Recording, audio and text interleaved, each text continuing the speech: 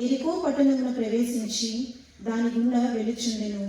అక్కడ సుంకరులలో ప్రముఖుడు జక్కయ్య పేరు గల ఒక ధనికుడు ఒకడు ఉండెను. అతడు యేసును చూడగలనని యత్నించెను. కానీ పొట్టివాడొకటొచ్చి జనసమూహం ఎక్కువగా ఉండుట చేతను చూడలేకపోయాను.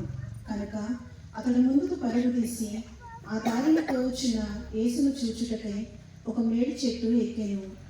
యేసు అతడుకు వచ్చినప్పుడు పైకి చూచి అతనితో, జక్కయ్య, త్వరగా దిగిరము, ఈ దినము నేను నీ ఇంట నుండా తలంచితిని అని చెప్పెను.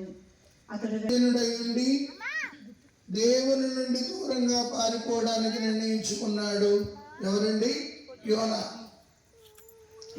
నువ్వు ఇష్టం మాట్లాడే